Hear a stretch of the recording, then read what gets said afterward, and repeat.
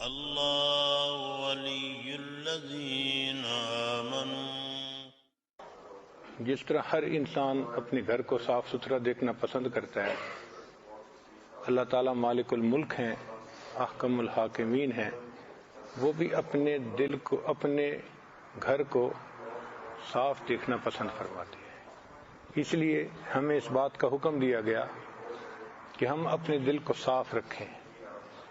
اس دل پر جو گناہوں کے دھبے لگ جاتے ہیں، دل میں جو نفرتیں ہوتی ہیں، دوسروں کے بارے میں کینہ ہوتا ہے، حسد ہوتا ہے، شہوت، غضب، یہ سب بیماریاں ہیں۔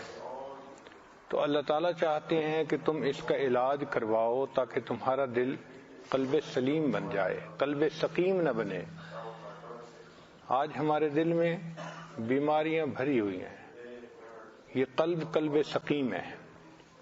اور گناہوں کے دبوں کی کیا بات کہ دل ہمہ داغ داغ شو پمبا کجا کجا نے ہم، دل تو سارا ہی داغ داغ بن گیا، مرہم کہاں کہاں اس پر رکھیں۔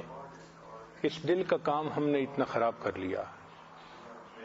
یہ تو جب انسان بنتا ہے یا بناتا ہے تب پتہ پاتا ہے، پہلے احساس نہیں ہوتا کہ بننا کتنا مشکل کام ہے۔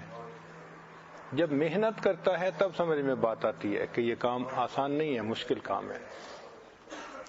مصحفی ہم تو سمجھتے تھے کہ ہوگا کوئی زخم، مصحفی ہم تو سمجھتے تھے کہ ہوگا کوئی زخم، تیرے دل میں تو بہت کام رفو کا نکلا۔ یہ تو جب پیوند کاری شروع کرتے ہیں نا، سمجھ تب لگتی ہے کہ ہم نے دل پہ کہاں کہاں زخم لگا لیے۔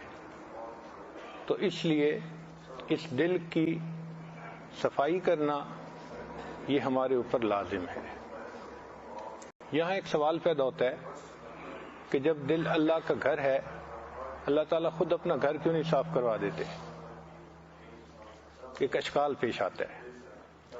تو بھئی دنیا میں دستور یہ ہے کہ جو مالک ہوتا ہے وہ کرایہ دار کو جب گھر کرائے پہ دیتا ہے تو ذمہ لگاتا ہے میرے گھر کو صاف رکھنا۔ تو گھر کو صاف رکھنا کرایہ دار کی ذمہ داری ہوتی ہے، اور اگر وہ صاف نہ رکھے تو مالک اس کو کئی دفعہ کرائے پہ دینا ہی بند کر دیتا ہے، نکل جاؤ نکال دیتا ہے۔ اس دنیا میں یہ دل ہمارے اختیار میں ہے، تو اللہ تعالیٰ نے ہمارے ہی ذمہ ڈال دیا کہ میرے گھر کو صاف رکھنا بھی تمہاری ذمہ داری ہے۔ اب یہ جو دل کا گھر ہے، اس میں انسان کے بہت سارے بت آ جاتے ہیں۔ جیسے بیت اللہ شریف میں 360 بت رکھے گئے تھے، ہمارے دل بھی بت سے بھرا ہوتا ہے کئی مرتبہ، تخیل کے ہوں یا نفسانی شیطانی محبتوں کے ہوں، یہ سب کے سب بت ہوتے ہیں۔ کہیں دنیا کا بت ہے، کہیں کسی عورت کا بت ہے۔ اب ان بتوں سے اس گھر کو خالی کرنا، دیکھیں اللہ تعالیٰ نے اپنے بیت اللہ کو خالی کروایا نا بتوں سے، اپنے محبوب صلی اللہ علیہ وسلم کے ذریعے سے۔ ایسی ان کی مدد فرمائی کہ 10 سال کے قلیل عرصے میں ہجرت کے بعد پھر ان کو دوبارہ واپس پہنچا دیا۔ اور نبی علیہ السلام نے فرمایا الحمدللہ وحدہ نصر عبدہ وحدم الاحزاب وحدہ۔ اس ایک اللہ نے سب گروہوں کو شکست عطا فرمائی، اس نے اپنے بندے کی مدد فرمائی۔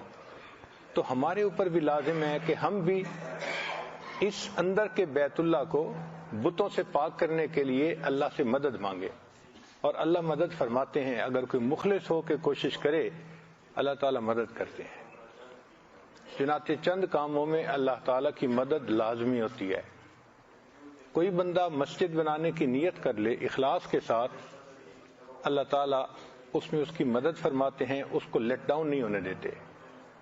بیٹی کا رشتہ، اگر کوئی نیت کر لے کہ میں نے بیٹی کی شادی کرنی ہے، اسباب بے شک نہ ہوں، اللہ تعالیٰ ہمیشہ بیٹی کو عزتوں سے رخصت کروائیں گے۔ کبھی نہیں ہوتا کہ انسان کو ذلت اٹھانی پڑے اس کام میں۔ اور تیسرا، جب انسان توبہ کرتا ہے اس میں اللہ کی مدد لازم ہو جاتی ہے۔ تو ہم اللہ تعالیٰ سے مدد مانگیں اور اپنے اس دل کو صاف کرنے کی محنت کریں، کوشش کریں۔